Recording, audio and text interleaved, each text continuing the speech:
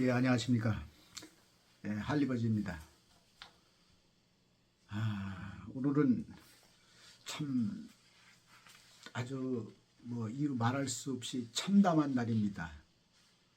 예, 제가 그 영상을 촬영하게 된 동기는 오늘 그 현직 대통령이 탄핵이 된 뒤에 대통령으로 아직 해임도 안 됐는데 공수처에 의해서 체포되는 그런 그 모습을 보면서 국민의 한 사람으로 아주 참담한 마음을 가졌습니다.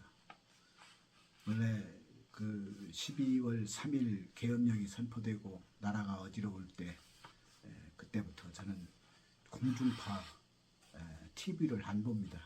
너무 마음이 아프고 상해서 제가 큰 애국자는 아니지만은 국민의 한 사람으로 나라가 참 많이 망가졌다 하는 생각을 많이 합니다.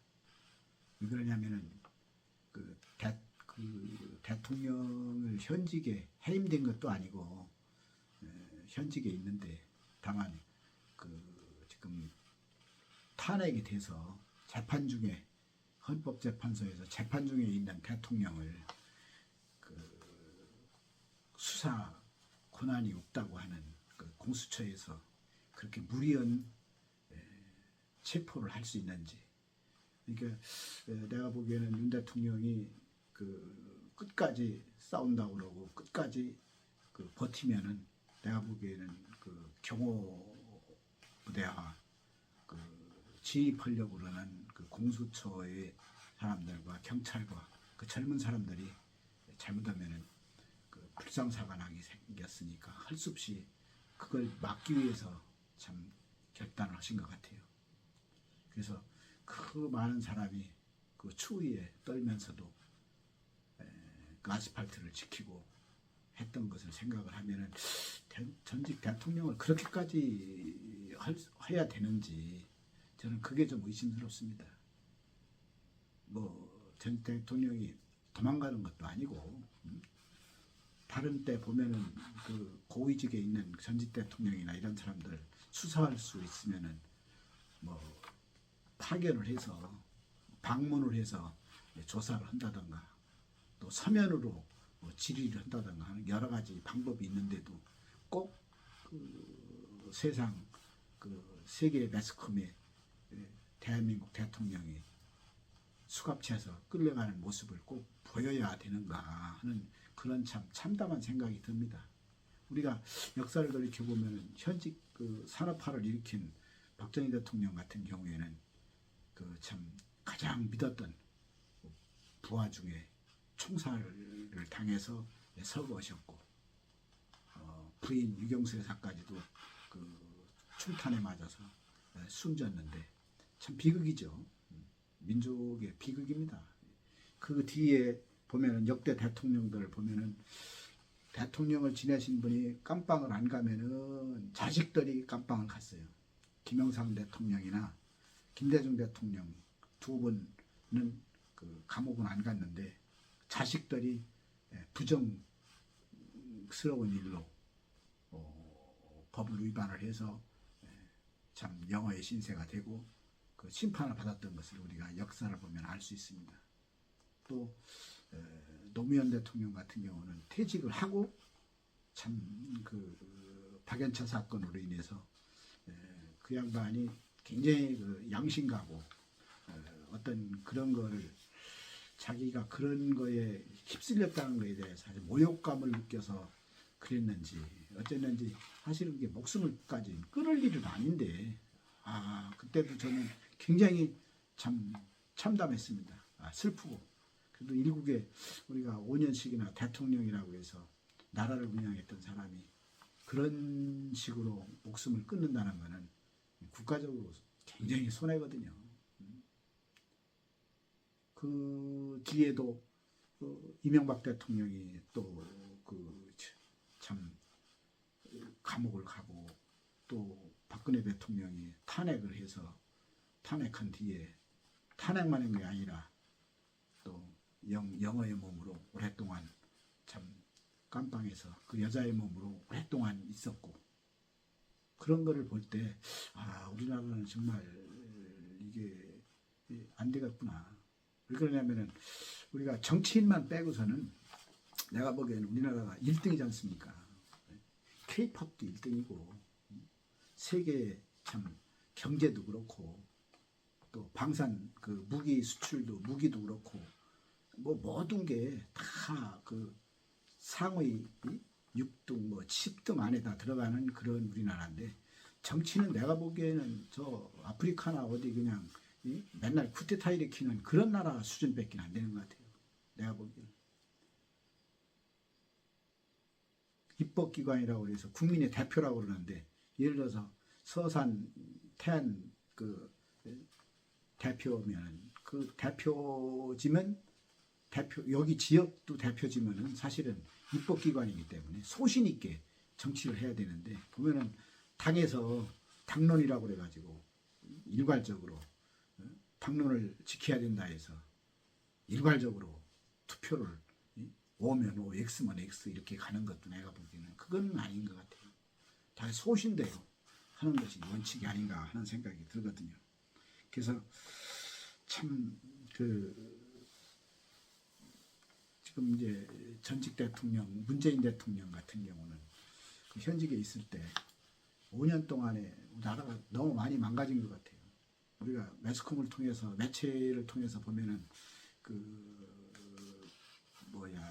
판문점 도보다리인가 거기에서 그 USB를 그 국가의 기밀이라든가 국가 정보를 뭐든 거기에 뭐가 들었는지 알 수가 없죠. 그 정보 공개를 하라 해도 정보 공개를 안 해서 그 정보를 볼 수만 있게 그 허가를 해서 통일부에서 몇 사람들이 이제 가서 보니까 그걸 발표할 수 없을 정도로 비밀이 많이 돼요. 국가적인 비밀이.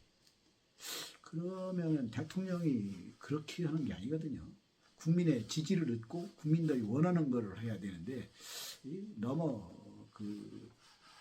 좌로 기울어지지 않나 하는 그런 생각이 들거든요. 우리 국민이 보기에는 지금 계속 아마 양산 사저에 있어도 마음이 불편할 겁니다. 맨날 조사해야 한다, 뭐 해야 된다. 근데 그거를 방탄을 지금 민주당이 하고 있으니까 지금은 안 되죠. 지금 윤석열 대통령도 우리가 다 알다시피 계엄하게 된 원인 중에 가장 큰 원인은 다른 거 없대요. 두 가지인데 우리나라가 그 선거가 민주주의 기본이거든요. 기본인데 부정선거가 너무 많이 돼 있고 그거를 정보부에서 국정원에서 서버를 일부만 검사를 하니까 거기에서 외부에서 침투하는 그런 사람들이 다 조작할 수 있도록 만들어가지고 뭐 매스컴에 다 나와 있죠. 52 가운데 그 선거 결과가 뒤바뀌는 그런 결과가 나온 것이 그 매스컴에 다 나와 있지 않습니까? 제가 보기에는 거기에는 130살 된 사람, 죽은 사람도 투표한 선거구도 있고 또 투표 수보다 인구보다 투표원 수가 더 많고 별의별 다양한 그런 선거 부정에 대한 그런 얘기가 참 너무 많죠. 그런데 그런 거를 밝히려고 드니까 이게 현재 지금 옛날에 선거관리위원회는 내무부 지금으로 말하면 행정안전부에 속해 있을 때는 얼마든지 가능했는데 그게 헌법기관으로 격상을 시켜나오니까 거기를 조사하고 거기를 수색을 하려면 영장을 압수수색 영장도 해야 되고 하는데 어떻게 된 게 판사들이 법에 의해서 논리적으로 움직이는 게 아니라 사상적으로 다 판단을 하다 보니까 기각되고 영장도 안 내주고 조사할 수도 없고 또 실질적으로 현재 지금 보면은 29번씩이나 탄핵했다는 얘기는 건국 이래 이승만 대통령이 건국한 이래로 있을 수가 없는 일이죠. 그건 29번을 중요 요직들을 다 탄핵할 때는 그거는 정부를 뒤엎는 거죠.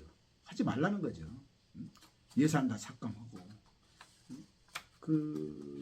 원전이라든가 사드 문제 이런 거 다 조사하고 잘못된 걸 밝혔다고 그래가지고 감사원장 해임하고 뭐 자기 그 법에 그 열 몇 가지 그 법을 위반한 거에 대해서 조사하고 대장동 그 문제를 조사한 검사들 다 탄핵하고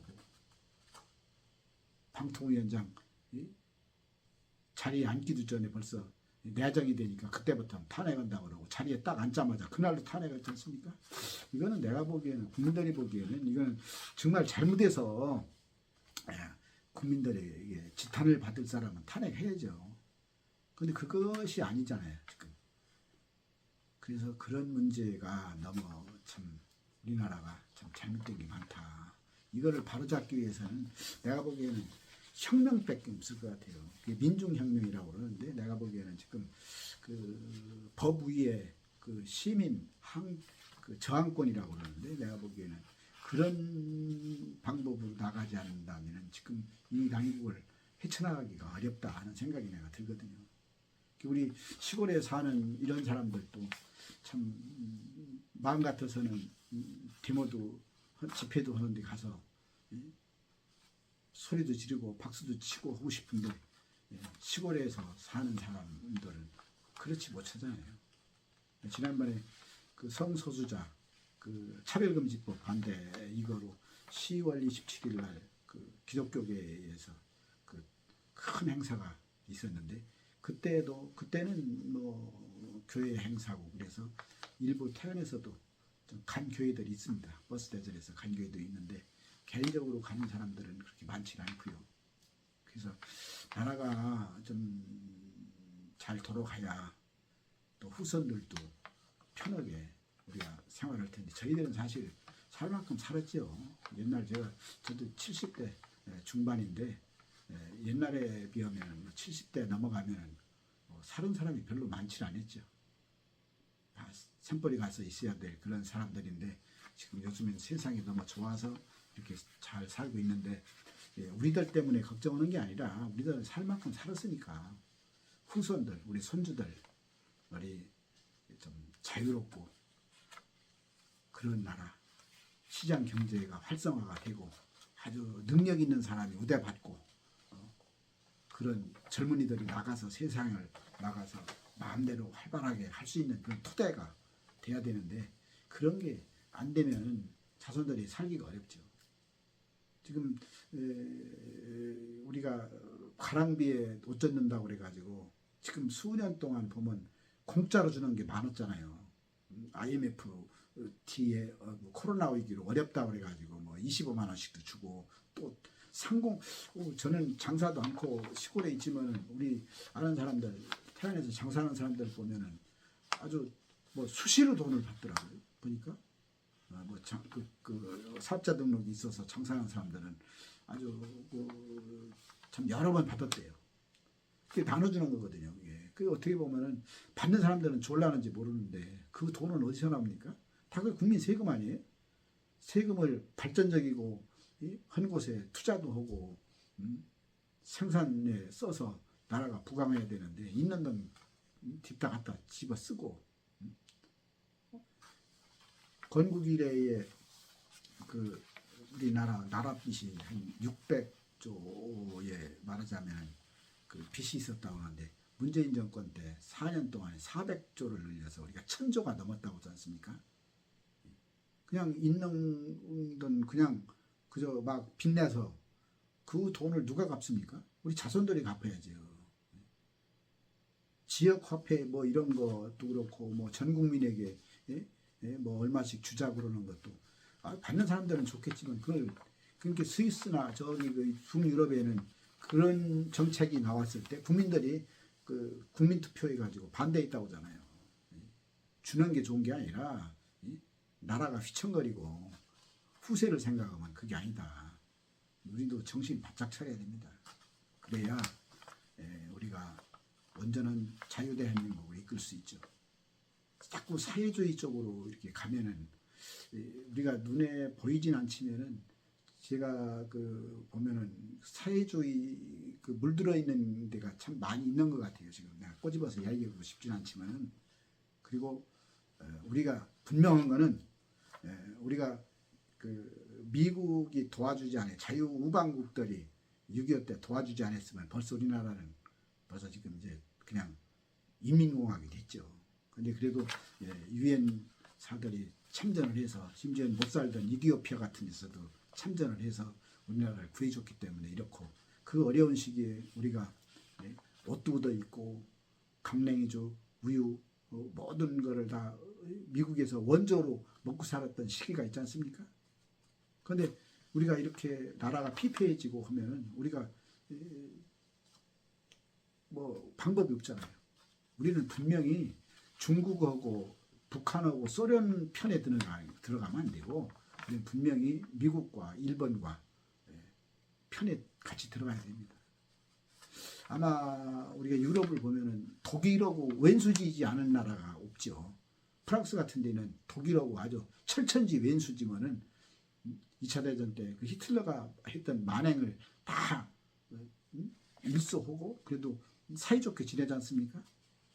우리가 일본하고의 그런 그 30년 동안 그 압제도 우리가 기억은 하지만은 그렇다고 앞으로 발전적으로 일본하고 협력을 해야죠. 이웃지에서 이웃지하고 잘 싸우지 않고 협력해서 서로가 잘 사는 방향으로 나가야지. 맨날 일본 편 들으면은 일본이 하는 일을 같이 하면은 뭐 일제에 그냥 물을 들었다고 그래가지고 빚 보호 그건 좀 아니지 않습니까? 우리가 중국 편에 서야 되느냐, 미국, 일본 편에 서야 되느냐는 거는 뭐 따질 것도 없죠. 우리가 상호주의로 중국도 그래요. 난 내가 보기엔 문재인 정권이 하나 잘못된 게 상호주의입니다. 우리가 예를 들어서 중국에 가서 투자나 땅을 사고 우리가 중국에 투표도 그런데 중국은 그렇지 않잖아요. 우리나라 사람들한테 투표권도 안 주는데 왜 중국 사람들 투표권을 줍니까? 우리가 중국에 가서 땅을 못 사는데 왜 중국 사람들은 제주도에다가 한국에 오면서 땅을 사게 만듭니까? 그 사람들 인구가 많아가지고 조금씩만 사도 우리나라 잘못하면 다 중국 사람들이 다 사는 거예요. 중국 겁니다. 그렇게 되면. 사드도 그래요. 우리나라를 그 포문을 놓고 그 사드가 수백 개랍니다. 그런데 우리가 방어하기 위해서 그 사드를 설치하는 거를 중국에 왜 눈치를 봅니까? 눈치 볼 게 따로 있죠. 그런 거를 보면은 내가 보기에는 참 우리나라가 걱정스럽다. 걱정스럽지 않을 수가 없어요. 여러 가지를 하는 거 보면. 그래서 하루속히 윤 대통령이 헌법재판소에서 그 판결을 받고 헌법재판소도 그래요. 정말로 법을 공정하게 집행을 하면 좋은데 보면은 나는 이 재판관이 좌파냐 우파냐 가르는 것도 난 안 좋다고 봐요. 그게 좌파면 어떻고 우파면 어떻습니까? 법대로만 하면 되는데 그렇게 안 하니까 문제죠.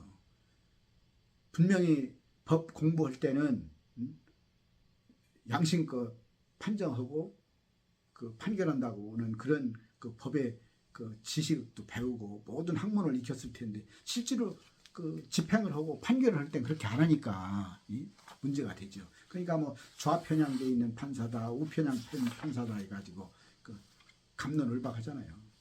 내가 보기에는 헌법재판소도 좀 개선을 해야 되고 선거관리위원회도 자기네들이 떳떳하면은 지금 그 많은 사람들이 선거 부정이다 이번 계엄령도 그 선거 부정으로 인해서 만드는 거기 그 계엄령을 선포한 거기 때문에 그 정의 자기들이 떳떳하면은 자 우리 떳떳하다 우리 부정한 거 없고 자 봐라 시스템을 까만대요.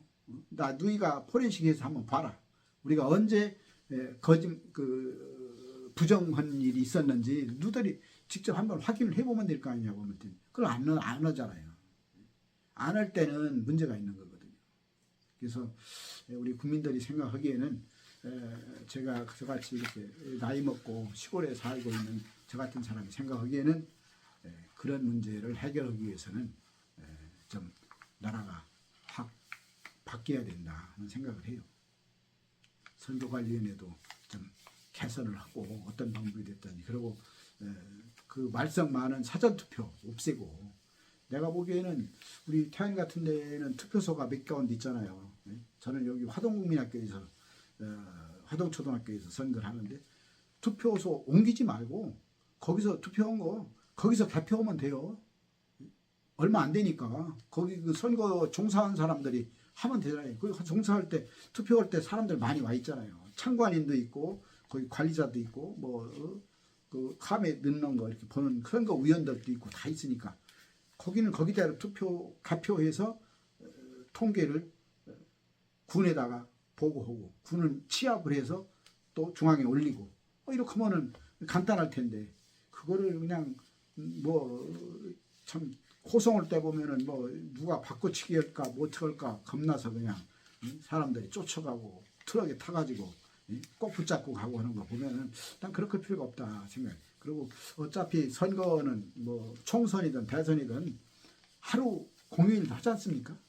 그날 국민의 그 의무면은 그날 놀러 가지 말고 놀러 가고 싶으면 일찍 하고 그날 하루만 하면 돼요. 그 말썽 많은 사전투표 없애고 그 사전투표를 꼭 그 하는 거는 뭐 일이 바빠서 뭐 어쩌고 이야기하는데 그거는 내가 보기에는 핑계예요. 그것 때문에 말썽이 되고 그것 때문에 부정선거 얘기가 나오니까 해결할 수 있는 방법은 여구 야구 합의를 해서 그것 때문에 너희들이 말썽 있고 그것 때문에 의심을 하면은 자 이거 그럼 없애자. 그럼 간단할 거 아닙니까?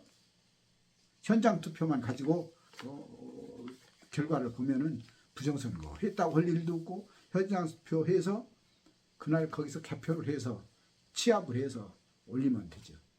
그 전국으로.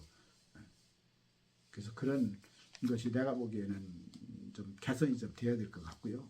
그리고 내가 보기에는 국회의원 수도 솔직히 내가 선거구 조정을 좀 해서 너무 많습니다. 너무 많으니까 국회의원들이 어떤 그런 의식적으로 나라에 봉사해야 되겠다고 그러는 그런 것보다는 사실은 생활형 국회의원이 많습니다. 먹고 살기 위해서.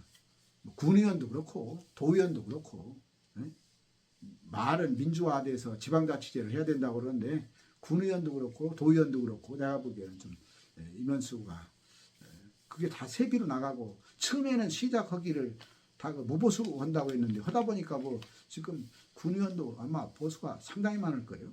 도의원도 그렇고 그걸 도의나 그 군에서 자기들이 의회에서 자기들이 올리고 자기들이 그 뚝당해서 그냥 하니까 누가 뭐 막을 수도 없어요. 그런 식이 되다 보니까 서민들 국민들 등골 빼는 거죠. 솔직한 얘기가. 그런 돈 있으면은 길이 좁아서 통행하기 어려운데 길이라도 조금 넓혀주고 하는 그런 예산을 좀 쓰는 것이 좋지 않겠나 하는 그런 생각이 들어요. 그래서 제가 바라는 거는 어떤 이 윤석열 대통령이 아직은 대통령입니다. 탄핵이 되어서 정지가 됐지만은 하루속히 뭐 기각이 되든 인용이 되든 둘 중에 하나 얼른 결정이 돼서 나라가 좀 평온하고 좀 다시 잘 했으면 좋겠습니다. 그리고 법도 만인의 뭐 평등하다고 아유 많이 그건 그런 말은 그 우스운 얘기요. 만인의 어떻게 법이 평등합니까? 아니 야당 대표는 야당 대표라서 도망갈 염려도 없다고 그래서 구속영장 기각하는 판인데 현직 대통령도 구속하는 판에 지금 구속영장을 신청할지 안 할지는 아직 모르겠으나 법이 평등한 게 아니에요. 그래서 어떤 뭐 할 얘기 또 나오는데 제가 생각하기에는 하루속히 좀 정리가 되고 하루속히 좀 이 문제가 해결이 돼서 세계에서 우리 대한민국이 웃음거리가 안 됐으면 하는 그런 바람입니다. 국민이 한 사람으로. 트럼프 대통령이 20일 날 취임을 하고 나면은 전 세계적으로 부정선거에 대한 그런 거를 조사를 한대요. 트럼프 대통령이 요번에 얻은 득표수보다 지난번에 떨어졌을 때 바이든하고 경쟁에서 떨어졌을 때 그때가 표가 더 많았대요. 근데 10,000원인데도 떨어졌거든요. 그러니까 이 양반이 그때도 부정 개입이 된 거다 해가지고 뭐 폭동도 하고 막 난리를 쳤지 않습니까? 이거 취임하고 나면은 매스컴의 매체에서 얘기하기를 당일날 한 100여 개 되는 행정명령이 사인을 한대요. 그 중에 부정선거에 대한 것도 들어있다고 합니다. 그러니까 우리가 좀 기다려 보고요. 미국은 세계 경찰 아닙니까? 힘 있는 사람이 힘으로 하면 어쩔 수 없어요. 다른 나라에서 그 지금 유엔 제재 같은 것도 자기 나라 사람이 아닌데도 뭐 호주에서도 잡아가고 어디서도 잡아가고 해가지고 막 형 때리고 뭐 70년 80년씩 막 그 형을 구형을 하지 않습니까? 힘 있는 사람들이 하는 짓이거든요. 그런 것이 이제 에세에 말하자면 왜 에세가 간섭하느냐고 그러는데 그건 아니죠. 잘못되는 거는 그 사람이 그 미국이 국제 경찰이니까 좀 하는 것도 보고 일단은 하여튼 좀 지켜봅시다. 그래서 오늘 제가 이 영상을 촬영을 하는 거는 너무 오늘 참 마음이 참담하고 하루 종일 체포돼서 가시는 거를 전 보진 않았어요. 그때 볼 수가 없어서 나중에 들었는데 너무 참담해서 오늘 그냥 제 생각과 제가 가지고 있는 생각을 한번 여러분들에게 말씀을 드렸습니다. 오늘 여기까지 하겠습니다. 편안한 밤이 되시기 바랍니다. 감사합니다.